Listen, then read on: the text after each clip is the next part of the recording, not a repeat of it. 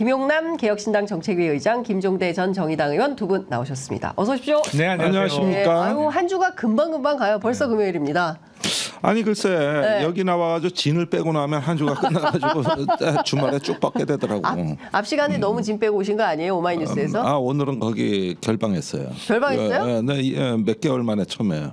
선거 때는 가끔 그랬는데. 왜 결방을 했어요? 오늘 박정호 앵커가 바쁘대요. 5.18 관련 취재도 있고 해서.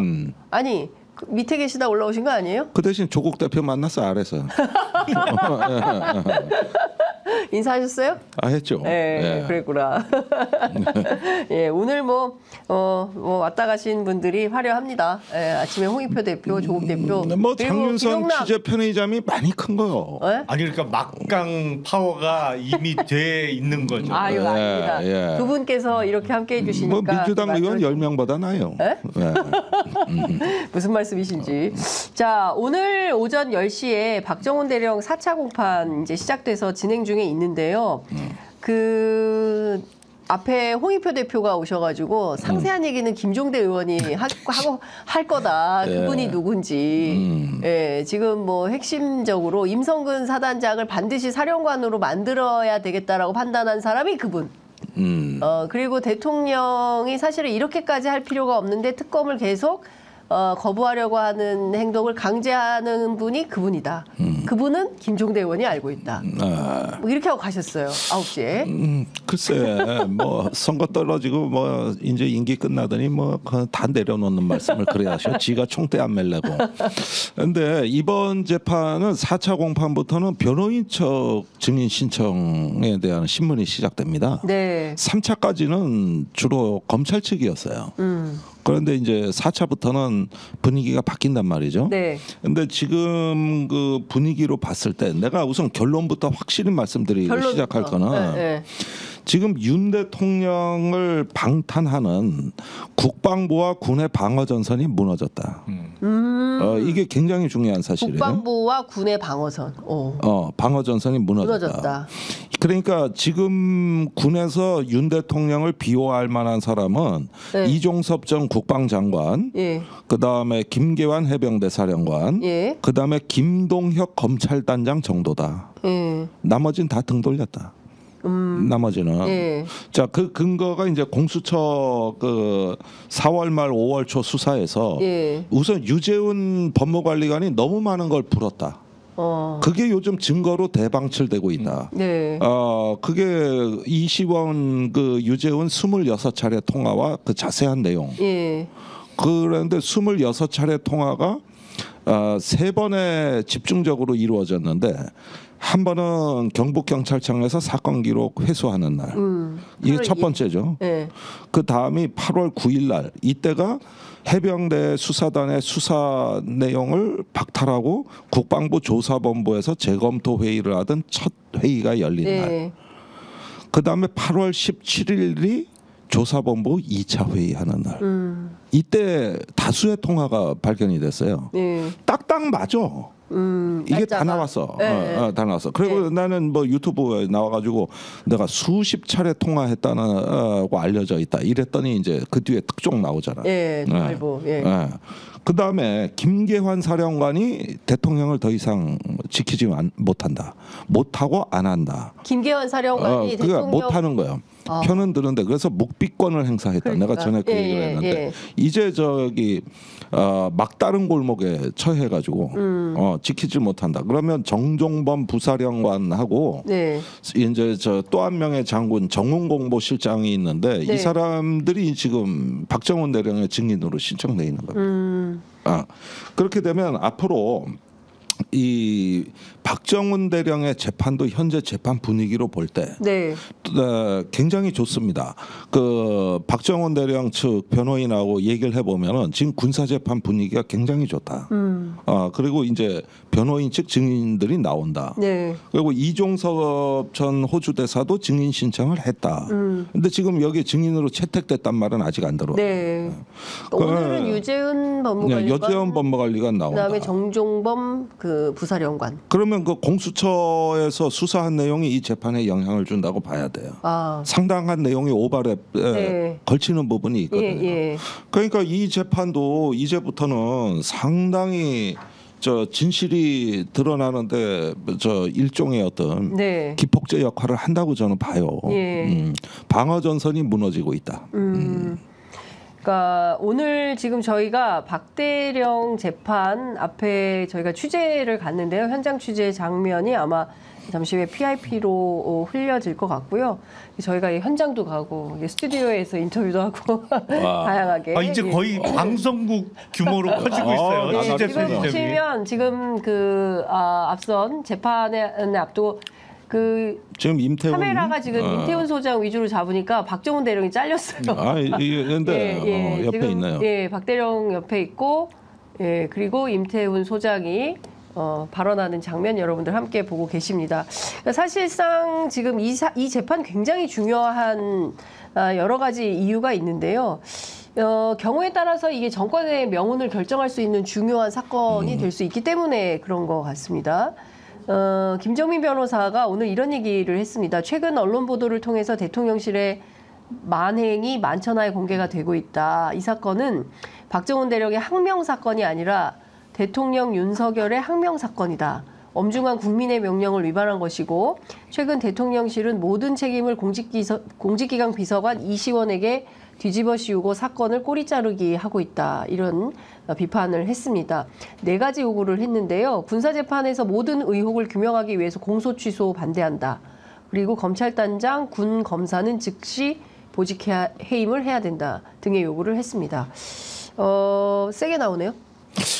그 대목을 좀 설명을 드리면 네. 지금 유재은 법무관리관의 진술 지금 언론에 안 나온 내용이 대부분인데 네. 이 부분을 제가 취재한 바에 의하면 네. 법무관리관 내부에서 그 육사 출신 그 사법고시를 패스한 이모 중령이 있었던 걸로 보여집니다. 여기가 육사 54기 정도 되는 거죠. 학번으로 얘기하면 94학번이에요. 근데 여기하고 국방부 검찰단장이 육사 출신 사법고시 패스한 인물 김동혁입니다. 네. 근데 기수 차이가 얼마 안 나요. 그래서 유재은 법무관리관한테 박정훈 대령에 대한 처리 방침을 전부 작성해서 보고한 사람이 그 이모 중령인데 현재 이 사람이 법무관리관에서 없어졌어요. 야전으로 빼버렸더라고. 아 그래요? 예.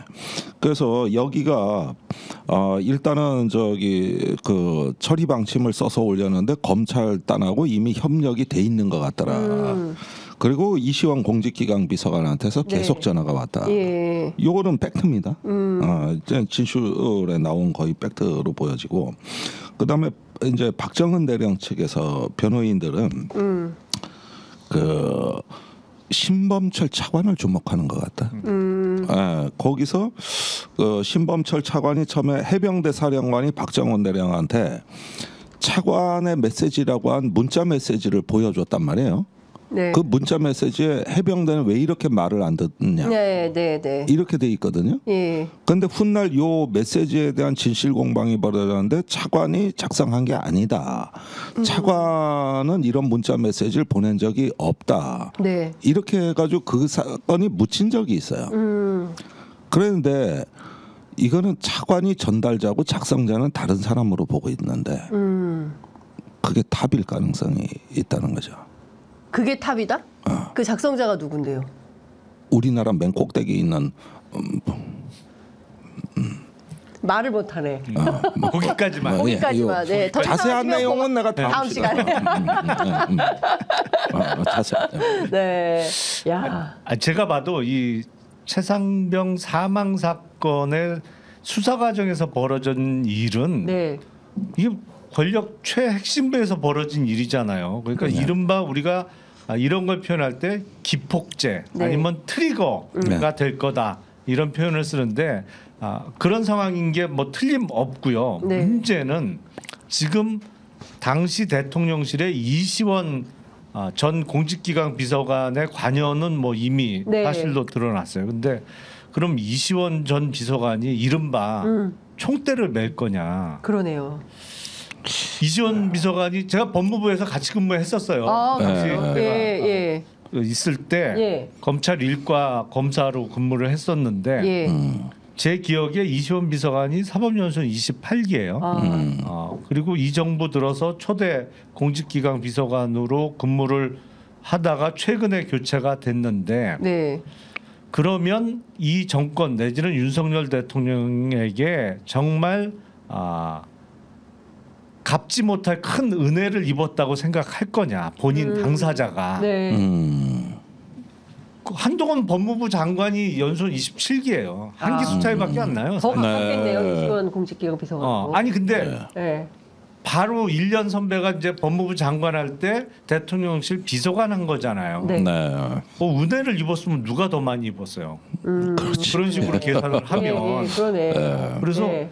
이 검사 출신들은 물론 뭐 대부분 다 그렇고 모든 국민과 공직자 출신이 그렇습니다만 특히 거의 평생을 타인에 대한 형사처벌 그리고 이른바 쉽게 말씀드리면 깜빵 보내는 거를 직업으로 하다가 본인이 사법 리스크를 안는 거에 대해서 어마어마한 두려움이 있어요. 실제로. 네, 실제로. 근데 이게 사안이 어마어마하잖아요. 그렇죠. 이걸 본인이 다 안고 간다?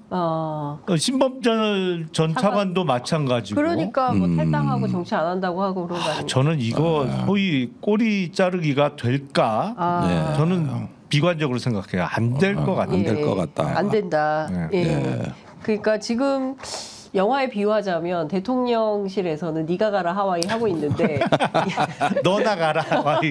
그렇죠. 이시원 검사는 너나 가라 하와이 가능성이 있다. 그러니까 사실상 이게 지금 일종의 폭탄 돌리기처럼 막 하다가 결국에는 막판 되니까 지금 너도 나도 지금 다 증언하면서 이거 내가 그런 거 아니야라고 말하고 있다. 이렇게 봐야 되겠네요. 그건 어느 정도 사실 예상이 됐던 상황이잖아요. 그렇죠. 이게 어느 누구도 이 소위 본인 선에서 끝내려고 하지 않을 것이다. 그리고 지난주에 말씀드렸습니다만 그게 되려면 사실은 사건의 전개 과정에서 내가 왜 이 일을 지금 해야 되는지 이걸 스스로 납득을 한 경우는 그게 가능성이 있습니다만 당시 상황이 워낙 급박하게 돌아가면서 막지가 눌렀다. 이걸 왜 해야 되는지 모르고 하라는 대로 한 사람이 대부분이란 말이죠. 이 사람들이 아니 자기는 상황 파악도 전체적으로 못한 상황에서 하라니까 당시 기계적으로 한 건데 이제 와서 일이 크게 잘못되니까 왜 내가 책임을 져야 돼? 나는 그때 어떻게 돌아가는지도 잘 모르고 그냥 하라는 대로 한 건데 이런 사람이 대부분이기 때문에 이게 입이 안 맞춰질 가능성이 매우 높아요. 매우 높습니다. 자 그런데 내 굉장히 걱정하는 대목이 하나 있거든요. 어떤 거예요? 경북경찰청이에요. 10달 동안 수사에 손 놓고 있었잖아. 그렇죠. 갑자기 임성근 사단장하고 막 24시간을 불러서 4시간 조사를 하고 그러자 변호인 대동하지 않고 임성근 사단장이 출석을 하고 오늘은 또 나온 뉴스가 뭐냐면 여단장 대대장들을 불러서 대질 신문을 하고 조사한다는 거예요. 아니 10달 동안 손 놓고 있었잖아. 그런데 공수처 같이 이제 힘을 내서 우리 진실 규명하자 이거냐? 그렇다면 좋은데. 만약에 여기서 대대장은 저기 뭐냐 그 사단장의 뜻을 과대 해석해서 무리하게 작전을 한 것이다. 이런 쪽으로 만약에 그 방향이 세팅이 되면 임성근은 저 혐의 없음이 되거든요. 그러면은 지금까지 그 박정원 대령이나 공수처 쪽에서 아니, 죄 없는 사단장 괴롭힌 건 맞잖아. 여태까지 이렇게 들이댈 카드 하나를 용산이 쥐게 되는 거거든요. 그런데 그 7여단장인가요? 최근에 뭐 여러 가지 언론 보도를 종합해 보면 실제로 임성근 사단장의 지시가 있었다는 거고. 있었죠. 아니 우리는 다 알아요. 카톡으로 지시사항 1번, 2번, 3번, 4번. 그것도 전날 현장 와서 직접 다 보고 가서 내린 지시고. 그렇죠. 군대에서 이거보다 더 확실한 지시는 없어요. 아니 뭐 가슴까지 올라오는 장화를 신게 해라. 바둑판식으로 수변으로 내려가서 제방 아래로 이거 다 맞아요. 맞는데 뭐냐 하면은 이에 대해서 임성근 사단장이 기상천외한 답변을 합니다. 명령이 아니라 의견 제시였다. 그게 가능해요 군대에서? 이렇게 얘기를 하고 의견 제시하고 명령은 아니야. 여단장이 물어보길래 의견 제시를 했다. 왜냐? 자기는 명령권자가 아니다. 변호사가 알려준 것 같은데. 그렇게 답변하라고? 그 당시에는 해병대는 육군 54단에 그렇죠. 배속돼 있었기 때문에 현장 작전 통제권은 54단장이다. 그래서 나는 그런 게 없는데 그런데 부하가 얘기를 하면 그럼 여단장이 얘기를 하는데 사단장이 의견 제시도 못하냐 이 얘기예요. 그러니까 54단에 가서 물어봐라 이 얘기인데 그 전날 상륙 돌격 장갑차라는 해병대 주력 장비가 투입된 거는 저기 54단 명령이 아닙니다. 그다음에 저기 54단은 육군 병력은 18일 날 비가 너무 많이 와가지고 다 철수했어요. 맞아요. 그러니까 해병대만 홀로 남아서 더 무리하다가 19일 날 사태가 벌어진 건데 그렇습니다. 육군 54단 입장은 우린 다 철수했는데 그다음에 해병대하고 협조회의 한 번도 한 적 없고 우리가 들어가라고 한 적 없고 돌격대 장갑차가 왜 와 그런 장비 있는지도 몰라. 이게 54단이에요. 그러면은 저기 그 54단장 입장에서 보면 미치고 환장할 노릇도 아니요. 자기 현장 상황을 모른단 말이야. 아니 실제로 그 와중에 임성근 사단장이 지시했다는 보도가 또 나왔잖아요. 그랬는데 의견 제시라고 우기는 거지.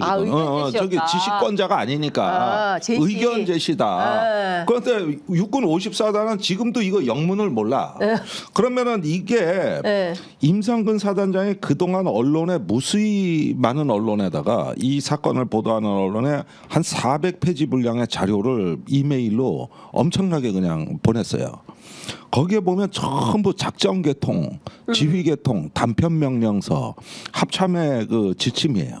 이거 사실 군사 기밀입니다. 이걸 막 뿌려서. 어머나. 그런데 여기에서 실제로 그때 대민 지원하는 작전은 향토 사단인 54단이 작전 통제한다고 실제 나와 있거든. 그러니까 법적으로는 임성근 얘기가 맞는 거예요. 법적으로는. 야, 근데 직권남용을 워낙 좁게 그러니까 조사본부는 최초에 이 사건을 이첩받았을 때 저기 뭐냐 임성근 죄를 저 과실치사에다가 더 얹는 거예요. 저기 직권남용을 더 얹은 게 너는 지휘권자가 아닌데 현장까지 가서 들들 볶고 윽박지 이러고 지시를 했으니까 중간에 사단장은 부당한 간섭을 한 죄까지 더 얹은 거예요.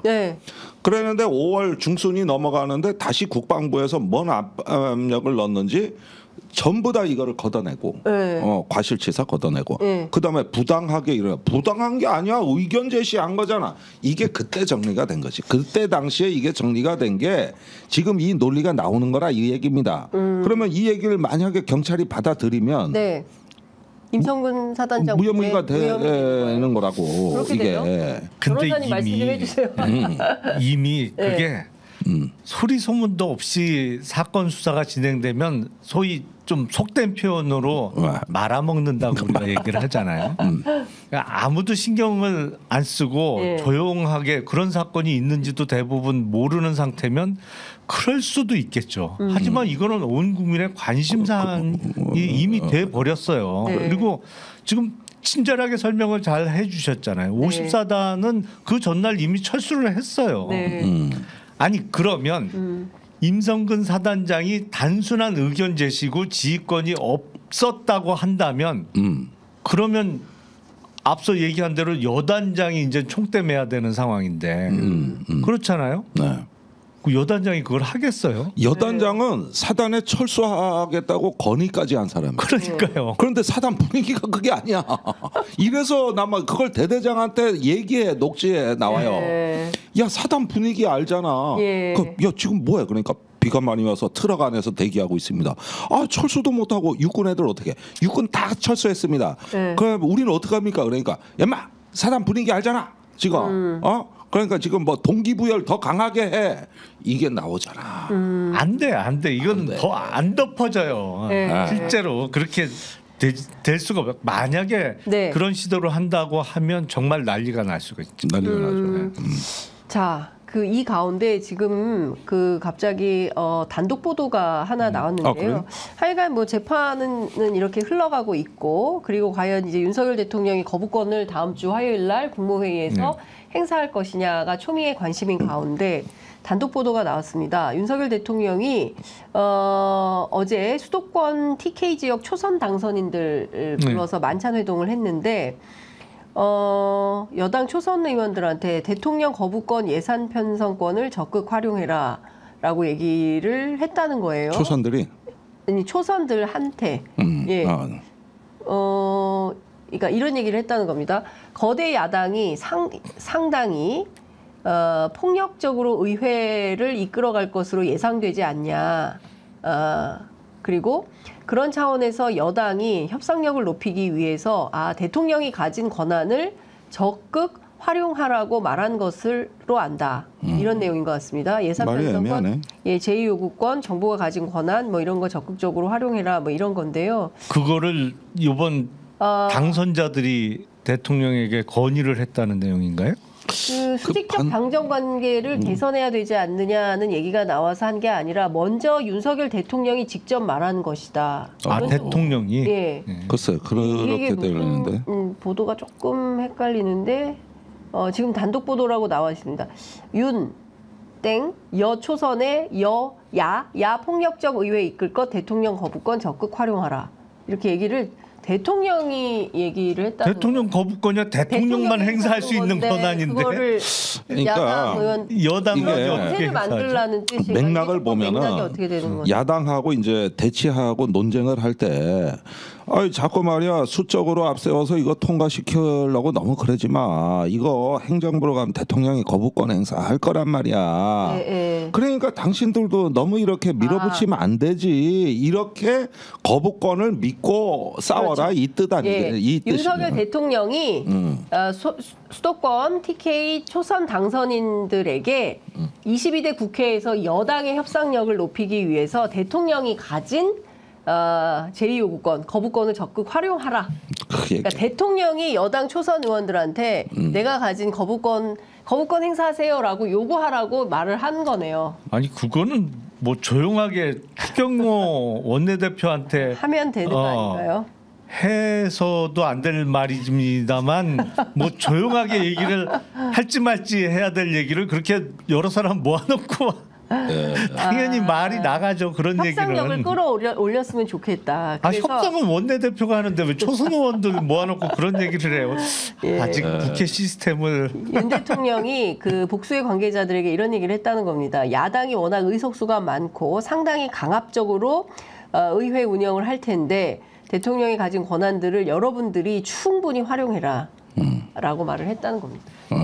맞아요. 권한을 그럼 나눠주시던지.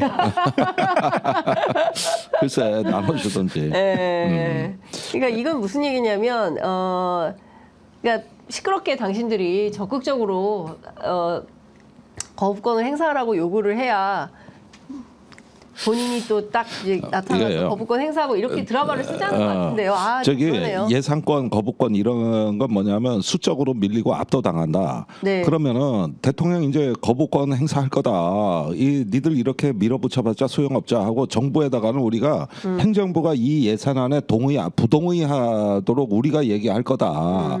그러면 정부 예산 편성권이 있기 때문에 정부는 부동의하면 국회는 새로운 예산을 증액할 수가 없잖아요. 그렇게 되는 거를 적극 활용하면은 숫자가 적어도 버틸만하다. 여당도 그 얘기 아닙니까? 근데 총선 이후에 벌어지고 있는 일련의 사건들이 상황 인식이 안 바뀌는 것 같아요. 안 바뀌었죠. 그러니까 정확한 상황 인식이 안 되고 있는 것 같아요. 왜냐하면 제가 보기엔 총선 그 정도 참패했으면 무조건 납작 엎드려야 됩니다. 납작 엎드리고 양보하고 포기해야 그래도 이게 살아날동 말동인데 지금 보면 뭐 앞서 여담으로 잠깐 방송 시작되는 전에 언급이 됐습니다만 이 공영방송의 진행자 교체되는 작업들도 보면 아니 이건 총선을 압승한 정권도 저렇게 하면 저건 무리하네 이런 평가를 받을 수밖에 없는데 총선 그렇게 깨져놓고 하니까 이건 뭐지 도대체? 그러니까. 정말 갈 때까지 가려고 하나 이런 생각을 할 수밖에 없어요. 맞아요. 지금 뭐 추가로 계속 나오고 있는데요. 대통령이 당을 아랫사람 대하듯이 대할 생각이 나는 전혀 없다. 오히려 당이 필요로 하는 것들을 내가 적극적으로 돕겠다. 내가 거기 따르는 사람이 되겠다. 나한테 부탁할 게 있으면 뭐든지 해라. 내가 최대한 다 지원하겠다. 이렇게 말을 했다는 것이고요. 추미애 당선인 그 국회의장 후보 경선에서 떨어진 것과 관련된 얘기도 나왔는데 대통령이 이런 얘기를 했답니다. 추미애 당선인이 될 줄 알았는데 안 됐다고 들어서 좀 놀랐다고 하니까 다들 좀 약간 웃었다. 이거 어떻게 받아들여야 됩니까? 김종대 의원님 어떻게 해석하세요? 참 애매하네. 예, 저는 이 추미애 당선인과 윤 대통령은 낸시 펠로시 하원 의장하고 트럼프 대통령 관계와 유사하지 않겠냐. 네. 서로 연맥이는 관계였어요. 그 대통령이 연설하면 뒤에서 연설문을 벅벅 찢었는데 그러니까. 그때 그 사건이 왜 벌어졌냐면은 미국의 하원 의장은 1년에 한 번 중동에 있는 미군 기지 방문을 해요. 근데 이게 비밀리에 극비 방문이고 군용기를 정부에서 내주거든요. 네. 그러면 그 군용기를 탑승해서 일정을 알리지 않고 미군을 격려한 다음에 그 후에 공개를 합니다. 그런데 트럼프가 무슨 장난을 쳤냐 하면은 낸시 펠로시가 며칠 날 정부 군용기 타고 중동에 간댄다. 내가 군용기 안 내줄 예정이다. 해가지고 까버렸어. 그러니까 아니 더럽고 안 입고 와도 관례로 하에 와둔 건데 이래가지고 두고 봐라. 한 번 걸리면 내가 작사를 내놨는데 그런데 때마침 하원 연설이야. 며칠 후에가 잘 걸렸어 하고 며칠간 별렀던 거예요. 그런데 거기 와가지고 연설을 하는데 뭐 끝날 무렵에 이걸 찢어버리겠다고 그랬는데 내가 그 무렵에 이제 문희상 의장을 모시고 미국에 가서 낸시 펠로시를 만났어. 네. 그 사진도 같이 찍었다고. 그러다가 한 시간 반 정도 얘기를 하는데 낸시한테 트럼프 대통령 얘기가 나오면 딱 한 번 그런 장면을 봤는데 눈에서 파란 불꽃이 있는 것 같다. 난 그런 느낌이 들었어. 가끔 광선 쏘시는 분들이 가끔 계시죠. 예, 파란 불꽃이 일어나는 그 이글이글 타오르는 그걸 봤거든. 그러니까 사진을 찍고 왔는데도 직원들 얘기가 사진 왜 이렇게 이상하게 났다. 그래서 왜 그러냐 그러니까 의원님한테 관심이 없는 것 같습니다. 딴 데 쳐다보고 있더라고. 그래가지고 참 이 귀한 사진이 더럽게 나왔네. 이랬는데 나는 추미애 국회의장이 앉아 있으면 윤 대통령이 있는데 연설을 개같이 한단 말이야. 그러면은 찢지는 않고 물컵이 날라오지 않을까. 그건 폭력인데. 그러면 이거 형사입건데요. 폭력이라서. 그런가? 뒤통수가 보이잖아요. 아니면은 야당에서 고함치기 전에 의장이 먼저 똑바로 해요. 그게 연설이에요. 뭐 이렇게 하지 않을까. 그걸 기대하고 그 흥미진진한 세기의 명장면을 기다려왔던 지금 민주당의 당원들이 실망과 탄식을 하는 게 그러고 있어요. 정말. 그렇게 된 게 지금 상황이 그런데 여하튼 뭐 대통령의 이러저러한 내용을 보면 물러설 생각은 1도 없다. 그리고 적극적으로 내가 할 수 있는 일들은 모두 다 하겠다라는 참된 의지를 보이고 계신다. 그리고 뭐 가능하네요. 당을 이렇게 수직 관계로 만들지 않는다. 난 뭐 부하로 생각하지 않는다라는 언급은 있었습니다만 실제 내용은 부하로 생각하고 야 이렇게 뭐 적극 싸워. 내가 뭐 그러니까 거부권 행사하라고 하면 내가 다 할 테니까 하여튼 알아서 막아. 이거잖아요. 내용은. 맞습니다. 알아서 막아 이거죠. 그러니까 성문 안에는 성주 윤석열 대통령이 내 성 안에 있어. 근데 니들은 성문 밖에 나가 싸워. 거기서 막으라고. 그러다가 분리하면 성 안으로 와. 잘 먹여줄게 내가. 그리고 나가서 또 싸워. 뭐 이런 식의 진용 편성 아닌가 하는 생각이 들어요. 그러니까 결과적으로 보면 총선에서 국민들이 보여드렸던 민의를 수용할 의사가 없다. 그러니까 그런 차원에서 어제 김건희 여사도 나오고 뭐 검찰 인사도 하고 뭐 이런 거 아닌가 싶고 오늘 또 어제 급기야 뭐 초선 당선자들 불러서 이게 사실상 지난번에 그랬던 거 아닙니까? 작년에도 비슷한 상황이 있었어요. 여름에 그 국회 그 국민의힘 의원들 대상으로 그때 만찬 하시면서 그런 일이 있었잖아요. 뭐 저기 뭐야 연찬회에 참석해서 뭐 저 뭐야 야당하고 열심히 싸워라 이런 요구를 하지 않았습니까? 제일 중요한 건 국민의 화를 돋구지 않는 거거든요. 왜냐하면 기본적으로 화가 많이들 나 계세요. 왜냐하면 뭐 살기도 퍽퍽하고 뭐 이래저래 그 주머니 사정이 어려워지면 기본적으로 화가 나 있거든요. 그러니까 누구라도 건드리면 폭발할 수 있는 상황이란 말이에요. 점심 먹을 때마다 화가 나잖아요. 밥값이 너무 먹는 올라서. 사람 파는 사람 다. 그래서 이게 화를 돋구면 절대 안 되는 거고 무조건 잘못했다고 납자가 엎드려야 봐줄까 말까 한 상황인데 상황 인식은 전혀 정반대인 것 같아요. 그러니까 이걸 대통령실에 누군가는 말려야 되는데 청와대 대통령실 개편하고도 똑같으니 가능성이 없는 거예요 이제는.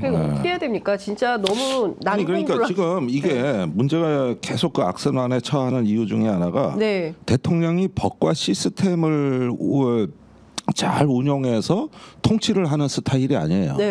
본인 말 한마디에 그 관철되기를 원해요. 그러다 보니까 좋은 선의가 있어도 제대로 풀리지가 않는 게 예를 들어 엊그제 노동약자 그 뭐 보호하는 법률 취지는 좋은 겁니다. 이거 정의당이 오래전부터 얘기해 왔던 겁니다. 근데 왜 문제가 되냐 하면은 이렇게 저기 뭐냐 노동약자들 뭐 4대 보험부터 또 저기 뭐냐 산재라든가 이런 문제들 잘 돌보겠다고 하는 것까지는 좋은데 그 다음에 이걸 구체화하려면 이해관계자들을 불러 모아서 이게 지금 우리나라 노동의 불평등성이 이렇고 900만 비정규직이 있고 특수고용직이 있다. 그런데 지금 사회적으로 이런 어떤 상황에서 불평등이 있는데 이걸 해소하는 게 내 집권 임기에 그 필생의 어떤 목표가 돼야 되겠다. 그러니 좋은 방안을 마련해 와라. 이렇게 지시를 해야 되거든. 최상병으로 인해서 사단장이 처벌받는 게 못마땅하면 이런 일로 사단장이 처벌받는 게 맞는지 국방부 장관이 다시 한번 재검토를 해보세요. 원래는 이 지시도 해서는 안 되지만은 원래는 하려면 그렇게 했었어야 되는 건데 이분은 어떻게 하냐면 이런 걸로 처벌받는 게 맞아? 바꿔. 이런 식으로 해보니까 이 노동 문제도 이걸 풀어가는 방식이 저기 뭐야 맨놈 저 단속 나가가지고 말이야 그 산재 보상 안 한 저기 사업주들 잡아들여 단속해 엄벌을 처하란 말이야 이런 식으로 지시를 한다고 그러면은 이게 잘못 풀리면 교정할 방법이 없는 거야. 지금 상황이 좀 교정할 방법이 없어. 그러니까 여기서도 이제 당에 대해서도 마찬가지입니다. 뭘 자꾸 나가서 싸워라, 뭘 믿고 싸워라, 뭐 이렇게 하는 것이 아니라 정치의 주체, 여의도의 주체는 당이고 어떤 집권당은 그 하나의 국민 여론을 결집시키는 플랫폼이니까 이런 데서 어떤 야당을 초월해서 국민들을 향해 가지고 적극적으로 여러분들이 외신자가 돼서 하나의 어떤 의지를 결집하는 당사자가 여러분들 아니냐 이런 식으로 정치의 시스템에 맞게 뭘 좀 저기 부탁을 하고 지도를 하면은 그럭저럭 성과가 나올 거예요. 잘못돼도 수정이 가능해요. 근데 이 방식은 방법이 없다니까. 대통령 말 한마디로 뭐가 훌러덩 뒤집히는 방식이다 보면은 그 다음부터 이게 수습이 안 돼. 수습이 그러니까요. 지금 이게 의대 정원도 그랬고 이게 지금 그런 거예요. 그러니까 지금 보면 참 되돌릴 수도 없고 국민들 입장에서는 총선에서 그렇게까지 그 표심을 표출했는데도 결국에는 달라진 게 없고. 그럼 뭘 잘해보면 잘해보려고 만회하면 하려고 할수록 더 수렁에 빠진다니까. 그러니까 이걸 어떻게 하면 좋으냐 정말 큰일이다. 그러니까 국민들이 생각하고 있는 판단의 그 근거와 대통령은 뭐 그러거나 말거나 마이웨이 하겠다라는 걸로 보이는데 김건희 여사 어제 나온 것도 그런 맥락 아닐까요? 그 사진 좀 잠깐 볼 수 있습니까? 김건희 여사 어제 나온 사진. 예, 저 사진 말고 가운데 센터에 딱 서 있는 사진이 하나 있거든요. 대통령 그 들어올 때 들어올 때 그거 말고 완전히 센터에 딱 김건희 여사가 있는 사진이 있어서 그 사진을 보면 사실상 그 캄보디아 총리 부인이 뭔가 시중을 드는 듯한 그런 게 연상이 되는 사진. 자기가 뒤에 서야죠. 예, 근데 앞에서 끌고 그 오죠. 가운데 딱 서 있고 이런 걸 보면 그러니까 어떻게 절묘하게도 검찰 인사 끝나고 서울중앙지검장이 김건희 여사 소환 조사에 대한 입장을 밝히고 그리고 나서 오찬에 나온 그렇죠. 거거든요. 그리고 저 영상이나 사진 같은 거는 네. 기자들이 취재한 게 아니잖아요. 그렇죠. 전속이 찍은 거죠. 네, 전속이 찍어서 골라서 내보낸 거란 말이죠. 네. 그러니까 사실은 검토할 시간이 충분히 있었음에도 불구하고 네. 그렇게 영부인이 가운데에 찍히는 사진들이 나오는 거는 네. 그 상황을 지금 정확하게 인식을 못 하고 있는 거죠. 물론 자맹 기간이 지금 5달이 넘어가면서 네. 아니 대통령의 영부인이 이렇게 한 번도 모습을 안 드러내는 게 옳은 일이냐? 맞아요. 그 장기화되는 자맹 기간에 대한 부담도 컸을 거예요. 네. 그러다 보니까 어느 시점에는 다시 등장할 수밖에 없고 그거를 캄보디아 총리 방한 시기에 맞춰서 이제 재개를 한 것으로 봐야 되는데 이게 검찰 인사와 관련해서 안 그래도 말이 많은데 상황적으로는 별로 좋지 않은 상황에서 공식 활동을 재개한 것이거든요. 그래서 제가 보기엔 모르겠어요. 지금 정확하게 판단을 하고 있는 건지 대통령실에서 상황에 대한 너무 안이하게 생각하고 있는 거 아닌가라는 생각이 들어요. 근데 요 부분이 캄보디아 경우에는 이제 집권 첫해 가가지고 캄보디아의 심장병 어린이 이렇게 안아주고 그 다음에 한국으로 그 어린이를 불렀단 말이에요. 그러니까 치료를 받게 해줘가지고 이 캄보디아 총리 방안에 대해서는 굉장히 각별했을 수가 있습니다. 그러니까 이거는 챙기겠다. 이럴 수가 있는 거죠. 집권 초기에 그게 첫 번째 정상 외교장이었거든요. 그래서 이런 부분에서 특별한 동기가 있어서 한 것이지 이 자체가 공식 활동 재개로 볼 수가 있느냐. 지금 김건희 여사 그 사진을 자세히 보면 좀 수척해요. 굉장히 저 꼭 못 먹은 사람처럼. 그 사진 보면 딱 가운데 센터에 가운데. 김건희 여사가 서 있고 그 저런 사진 쓰기 참 어려운 거 아닙니까? 그러니까요. 정상의 부인인데. 아니 그리고 카펫을 걸어서 들어올 때 이제 뭐랄까요? 이제 손님을 좀 이렇게 배려하는 위치가 아니고 본인이 가운데 쓰고 카펫 그 끄트머리 쪽으로 걸어 들어오는 사진이잖아요. 그러니까요. 그 뒤에 통역인 것 같고. 아니 뭐 순간적으로 저런 장면이 잡혔을 수도 있는데 저런 거는 선택이 가능하잖아요. 그러니까요. 기자 취재가 아니고 청와대에서 촬영해서 그 중에 골라서 내보내는 사진이기 때문에 릴리스하기 전에 체크가 됐어야 되는 건데 저는 아무 생각들이 없는 것 같아. 사진을 딱 보면 김건희 여사는 건재하다, 당당하다. 154일 만에 나타났지만 아니 굉장히 사실은 지금 수척한 상황 아니냐는 거.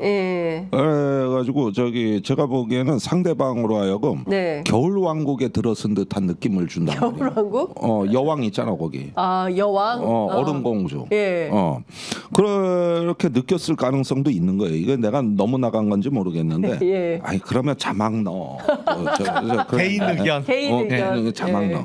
그랬는데 이 이후에 이거 특별히 캄보디아는 그 프놈펜에서의 정상 외교 때문에 어쩔 수 없이 이번엔 나온 거고 그 이후에 또 잠적할 수도 있다고 봐요. 근데 들리는 소문 더 이상하지 않아요? 네, 더 이상하죠. 아니 대통령실에서 앙골라 대통령 왔을 때. 그다음에 루마니아 대통령 왔을 때도 공개 행보하지 않았냐? 외부 활동하지 않았냐? 그러니까 외부 활동하지 않았냐? 뭐 이런 식의 그때도 그러니까 저런 식으로 궁여지책으로 나온 거라니까요. 저 안 나갈 수가 없는 거예요. 아니 근데 그때는 국가적으로. 사진이나 이런 거는 나왔어요. 릴리스가 안 일치 됐었죠. 안 됐죠. 일치 안 그러니까 나왔어요. 조금 상태가 나아졌으니까 그렇겠죠. 예. 지금은 근데 저게 되는데 자신감 아니냐는 거예요. 저번에도 그래요. 원래 그 부처님 오신 날 네. 그 저 법요식에 살인? 가서 그 다음에 그 저기 급식 그 봉사도 한다고 원래 검토를 했다는 거예요. 근데 돌연 취소가 되었대 직전에. 그러면은 그게 그 왜 그렇게 됐느냐? 저기 서울지구청 차장검사 또 대검 부장들 사그리 몰살을 했잖아요. 네. 그러니까 아, 남편이 나를 위해서 그래도 상남자 노릇을 하는구나. 그럼 나 가려 그랬지. 네. 그랬는데 이원석 검찰총장이 저기 출근하면서 네. 인사는 인사고 수사는 수사다 그러니까 나가려고 했던 마음이 쏙 바뀌어서 결국은 이거 뭐야 찜찜하잖아. 그래서 네. 또 안 나오고 뭐 이런 겁니까? 네. 그거? 저는 저 사진을 대통령실이 공개한 그러니까 세 장의 사진 가운데 가장 의미 있는 사진이라고 보는 거예요. 그러니까 저 사진이 센터에 딱 대통령 부인이 있고 그리고 그 사실 저런 사진은 상대국을 배려해서도 절대로 내보내면 안 되는 쓰면 안 되는 사진. 쓰면 안 되는 그렇죠. 사진이에요. 저 캄보디아가 어떻게 생각하겠습니까? 저런 그러니까. 사진이 돌아다니면 그 굉장히 불쾌한 아니, 그리고 사진이거든요. 캄보디아 총리 부인의 자세가 뭐 저런 장면이 포착이 됐겠습니다만 네. 약간 어정쩡하고 이렇게 숙인 듯한 그렇죠. 자세잖아요. 예, 예. 근데 따지고 보면 예. 지금 총리 된 지는 얼마 안 됐습니다만 예. 훈 만에 캄보디아 그렇죠. 총리는 훈센 총리 훈센 아들이잖아요. 아들이야. 저기는 사실 일종의 왕조 비슷하게 왕국, 지금 예.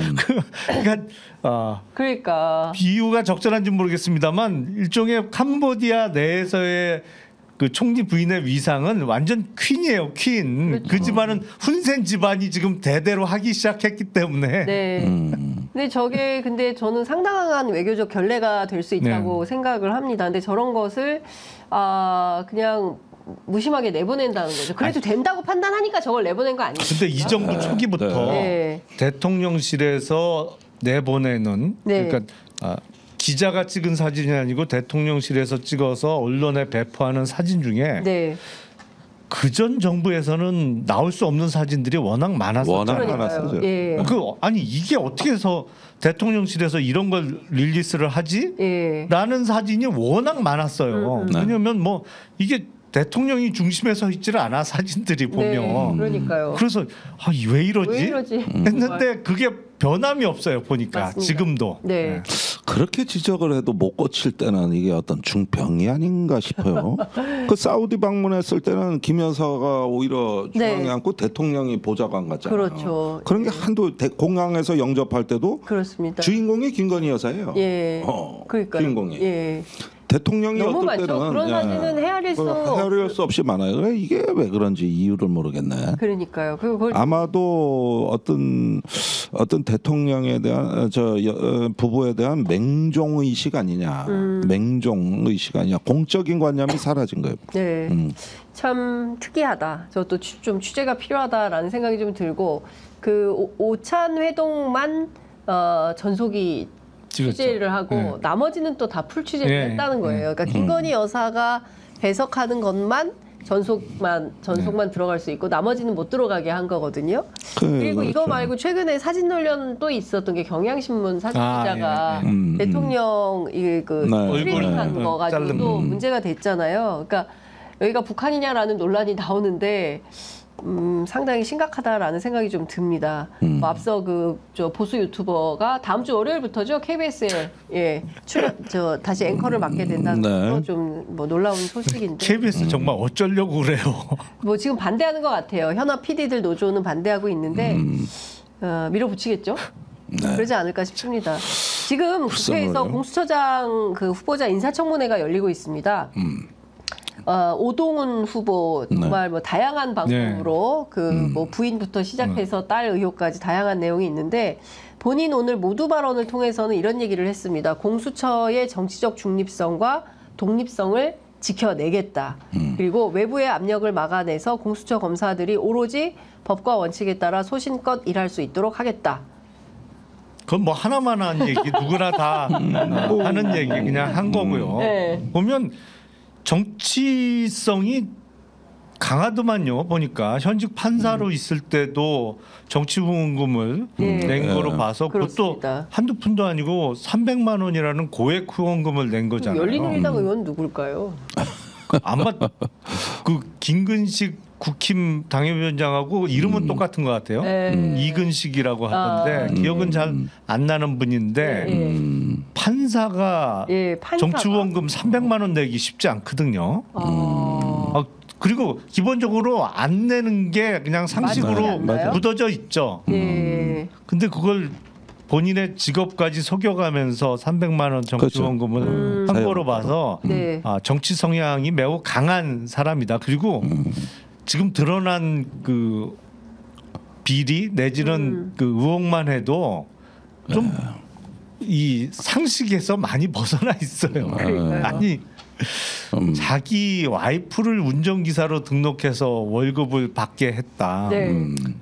세상에 그런 불편한 운전기사를 쓰는 사람이 어디 있어요? 실제 운전했다는 거예요. 또 주장이. 주장이요? 안 했다는 것 같은데. 아니 컴퓨터 사무정리도 하고 그 법인에 나왔다는 거잖아요. 운전은 실제로 하지 않았다는 얘기도 있던데. 아니 그래서 처음엔 운전으로 하다 사무 기능으로 바꿨다는 건데 그러면은 로펌에 자기는 판사 출신 변호사고 그럼 부인은 저쪽에 최말단의 사무요원 정도? 이런 정도로 했다는 거 아니에요? 그 로펌의 직원들이 불편해서 어떻게 삽니까, 그거? 그러니까요. 아니 정말 운전도 했다 그러면 그 불편한 차를 어떻게 타고 다녀요? 아니 그래서 나는 이런 상상을 해본 거예요. 그렇다면 내 생각에는 그 부인 입장에서 이 남편이 자꾸 의심이 드는 거야. 왜 갑자기 요즘 집에 늦게 들어오지? 그다음에 바람 피나? 이래가지고 그 회사에 운전 내가 하겠다. 이래서 본인이 직접 감시하려고 운전기사로 들어왔나? 그건 모르겠어요. 아니 일단 와이프가 운전을 해주는 경우도 가끔 있죠. 뭐 어디 좀 태워다 달라고 그래서. 그러면 와이프가 운전을 하면 기본적으로 옆에 조수석에 타야 되잖아요. 그렇죠. 뒷좌석에 못 타. 근데 이 양반 보나마나 고급 세단을 몰고 다녔을 텐데 그 뒷자리는 계속 텅텅 비워놓고 다니는 수밖에 없고 무엇보다도 예를 들어서 저녁 장소에 이동을 해야 되는데 아니 어제도 술 먹고 늦게 들어오더니 오늘 또 마셔? 하면 또 가기도 어렵고 만약에 저녁을 먹고 2차 가자고 그럴 때 그 부인이 야 집에 가자. 그래갖고 차 돌려갖고 그냥 집으로 가버리면 어떡할 거냐고. 그러니까 그건 운전기사를 모시고 다녀야 되는 상황이잖아요. 아니 근데 중요한 거는 오동훈 처장이 진짜 지금 사실 중요한 건 최혜병 관련된 수사인데 그 수사팀 의지는 상당하다라는 게 저 실제로 조사받은 참고인 조사받은 박정훈 대령과 박정훈 대령 측의 변호인의 이제 입장입니다. 근데 이 수사를 적극적으로 보장할 거냐 아니면 그 반대로 할 거냐 이제 그게 사실은 주요한 관전 포인트가 될 것 같습니다. 그 지금까지 보면 그 뭐 이분의 살아온 그 행실을 보면 그 반대의 경우에 있지 않을까 수사를 막을 가능성이 있는 거 아닙니까? 아니 문제가 대가 세려면 그리고 원칙을 지키려면 본인이 흠이 없어야 되잖아요. 본인이 약점이 없어야지. 그러니까 오케이 뭐 나는 원칙대로 할 거야. 대신 뭐 나 털어봐 나올 거 없어 정도는 돼야 본인의 원칙을 지킬 수가 있지. 아니 이게 이렇게 들춰보면 뭐가 많아. 이게 사실은 그 부인을 그냥 직원으로 등재만 시켜놓고 실제 근무는 안 했다고 하면 만약 뭐 사실 확인이 필요하겠습니다만 그 업무상 횡령의 문제가 생길 수 있잖아요.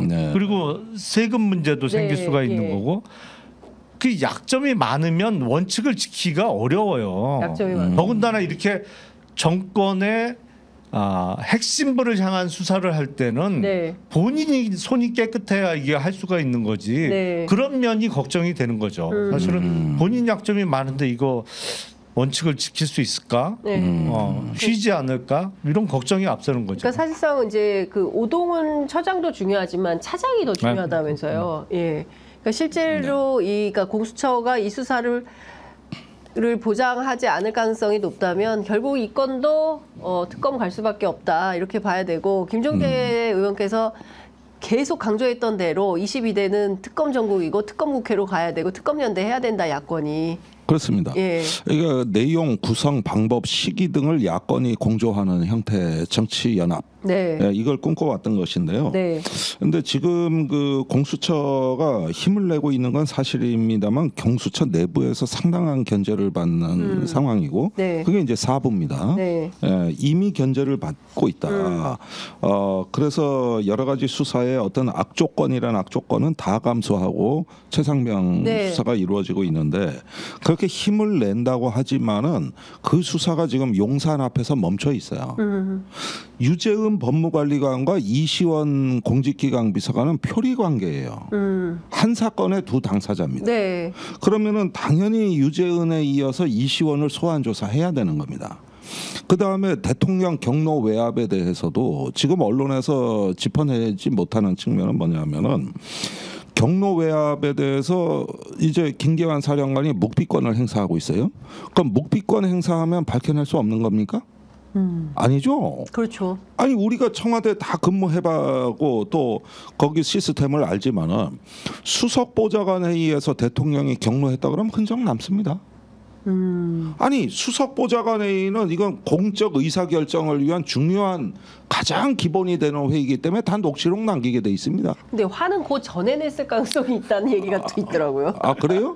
일부러 거기 안 남기게 그래서 녹취록 없다는 말이 뭐 나오는 것 같은데 예. 그런데 11시 45분에 저기 이종섭 장관이 전화 받은 건 그 회의에서 화를 내고 받은 시점이거든요. 네. 그다음에 이런 회의가요 대통령실에 참석자 숫자가 가장 많아요. 네. 수보 회의는 수십 명이 있고 또 그거 저기 뭐야 모니터하는 사람도 따로 있고 그다음에 녹취록 작성하는 사람 따로 있고 이렇게 해놔야 나중에 대통령 지시사항 이행 상황을 점검할 수가 있다고. 예. 그래서 이건 철도철미한 겁니다. 네. 나중에 대통령 기록물로 다 남습니다.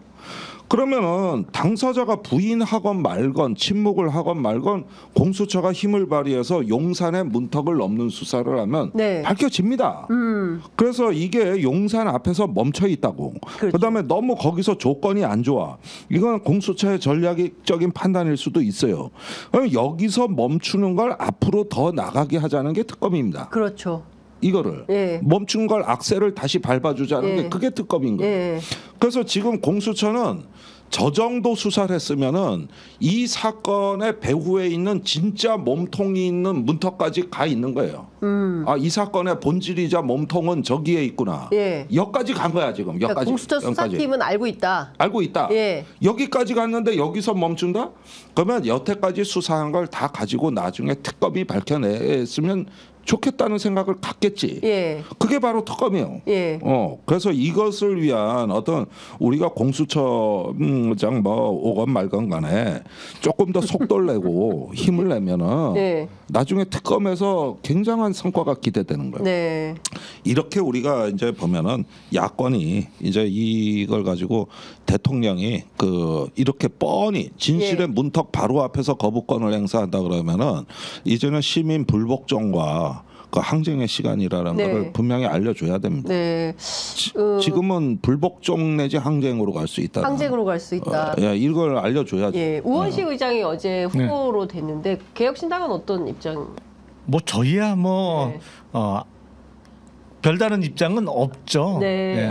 공식적으로 입장을 낼 수가 있나요? 다만 네.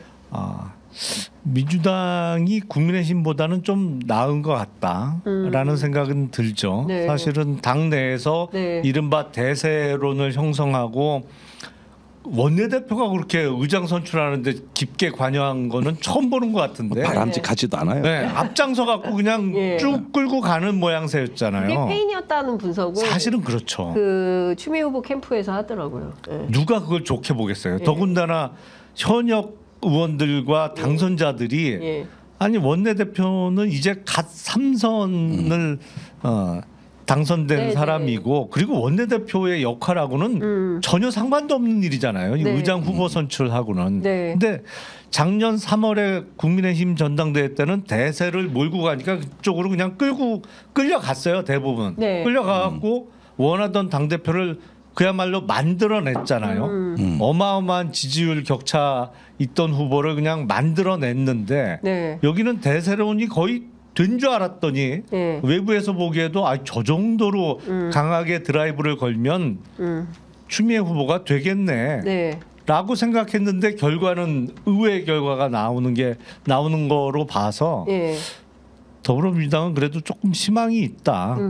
이른바 경직성에 있어서는 아직 유연성을 유지하고 있구나라는 생각이 들더라고요. 네, 어떻게 보셨어요? 네, 최초의 사자 대결을 뭐 두 후보를 낙마하고 사퇴시키지 말고 놔뒀더라면, 그렇죠. 그러면 추미애 당선자가 됐을 거예요. 공교롭게도 추미애 후보로 만들려고 두 명을 사퇴시킨 그 표가 실제 추미애 당선인한테 간 게 아니에요. 이게 우원식 당선의 비결이라고 저는 보거든요. 그러니까 거기에 이제 김영남 의원님 잘 설명하신 대로 박찬대 원내대표가 그런 걸 할 때 다선 의원들은 그러면은 낙마시킨 그 표를 우원식한테 이렇게 밀어주는 쪽으로 작동이 돼버린 것이죠. 그리고 사실은 이런 부분들은 제가 보기에는 아주 나쁜 선례를 남긴 거기 때문에 이후에는 좀 이런 식의 어떤 당원들이 또 나서가지고 이 국회의장에 대해서 이건 의원들의 자율적인 영역이거든요. 그래서 이런 부분들도 당내에서 당원이 직접 영향력을 행사하는 게 민주적 절차에 맞느냐? 그러려면 직접 민주주의하지 뭐하러 대의 정치합니까? 대의 정치라는 거는 하나의 어떤 그 자율적 영역을 인정해 주자는 뜻이거든요.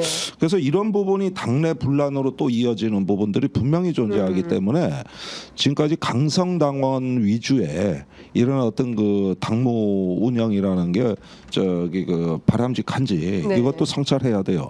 지금 초선 당선자들한테 문자 폭탄이 어제 어마어마하게 왔어요. 정신을 못 차리더라고요. 왜 그렇게 많이? 당신 누구 찍었는지 밝혀라 이거지. 진짜. 그래서 이런 부분들은 좀 있고, 이제 그 당내 이런 높은 에너지, 추미애 지지 이런 어떤 높은 에너지도 어떤 식으로 앞으로 절차가 작동되고 수렴돼야 되는지 이 당내 의사 결정도 한번 생각을 해봐야 돼요. 근데 제가 경험한 우원식 의원은 19대 때 같이 환노위에서 있었거든요. 그때 이제 저는 여당이고 우원식 의원은 야당 의원이었습니다만 제가 경험한 우원식 의원님은 충분히 강성이세요. 근데 왜들 걱정을 하는지 모르겠어. 내 경험은 충분히 강성이야. 내가 보기엔. 우원식은 강성이야. 거기서 어떻게 더 강해? 근데 정청래 최고위원이 그 당원들이 실망하고 분노했다라고 입장을 밝혔는데요. 관련해서 우원식 의장이 화가 났습니다. 아주 부적절한 갈라치기다라고 발끈을 했다는 보도가 나와 있는데요.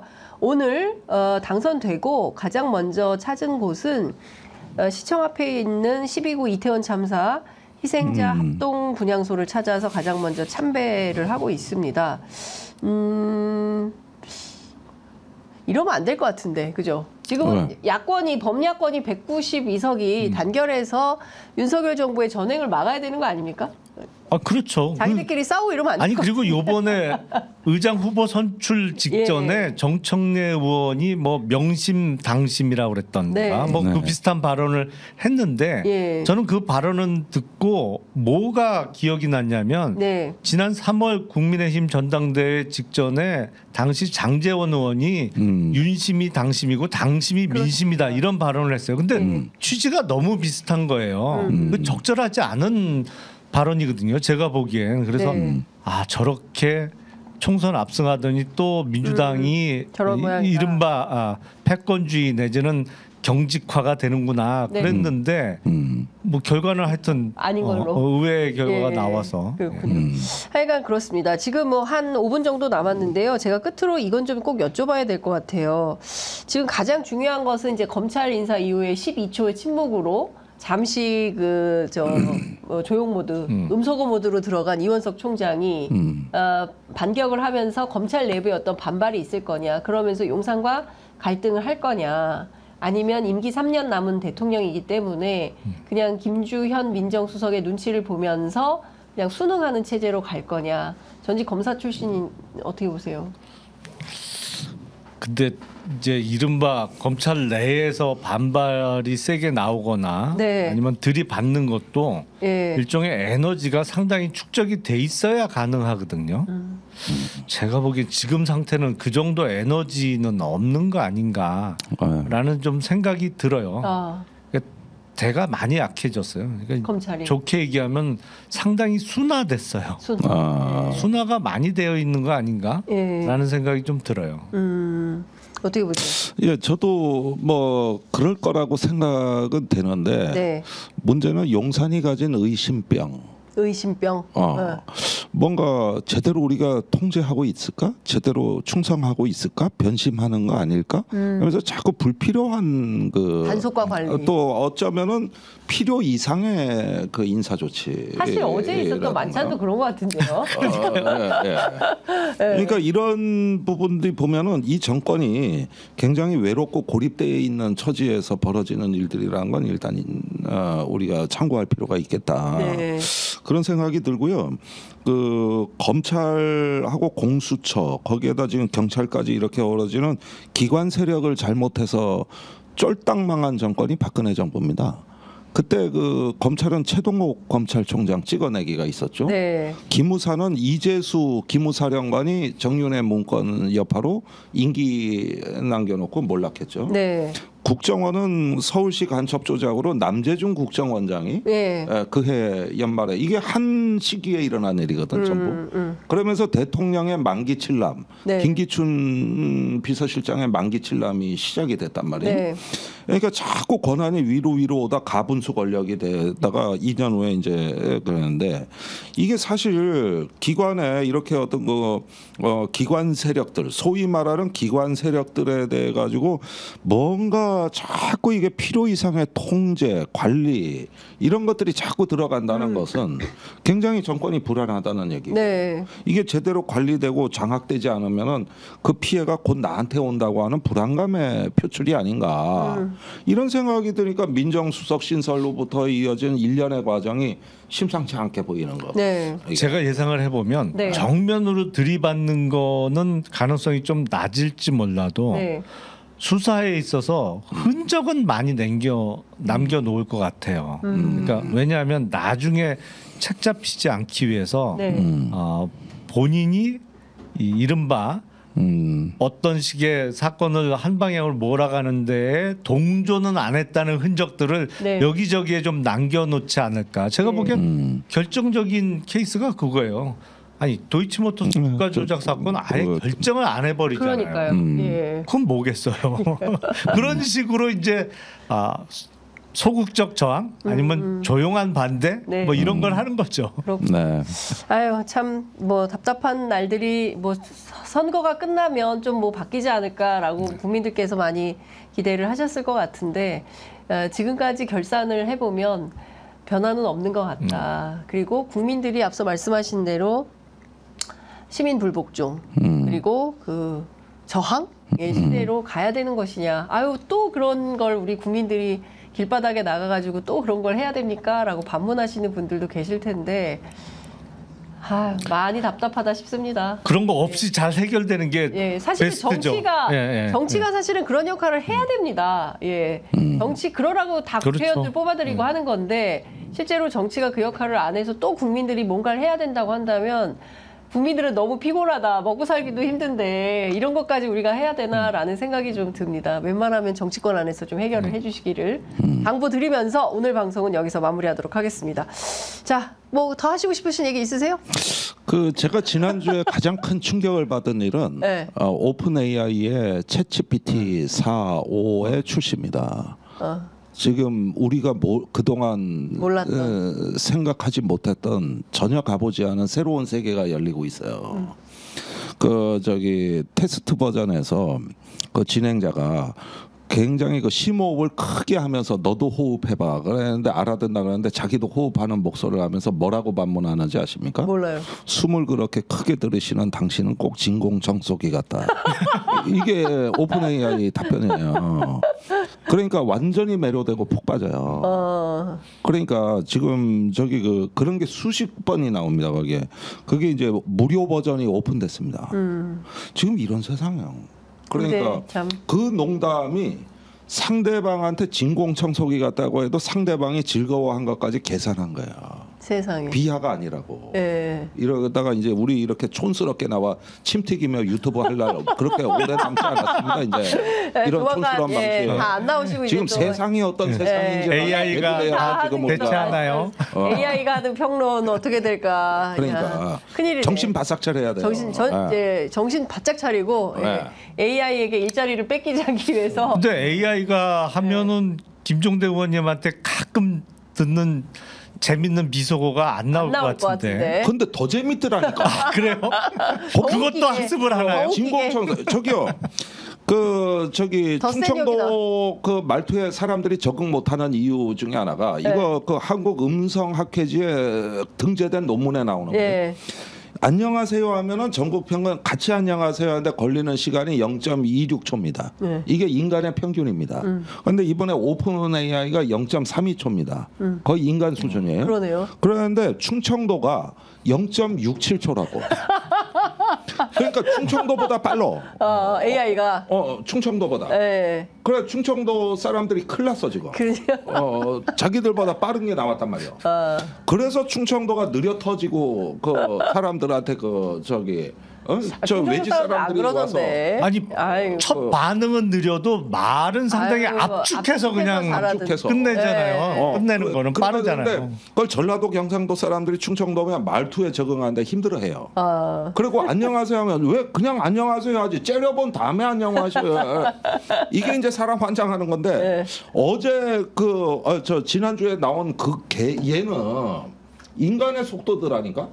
그 진공청소기 답변하는 게 인간 속도더라고. 큰일 났어 지금 이제. 이게 침 튀기면서 언제까지 방송하잖아. 알겠습니다. AI보다는 김종대 의원이 훨씬 좋습니다. 그래요? 알겠습니다. 저희 AI 쓸 일 없어요. 알겠습니다. 반드시 나오십시오. 네, 알겠습니다. 두 분 말씀 잘 들었습니다. 감사합니다. 감사합니다.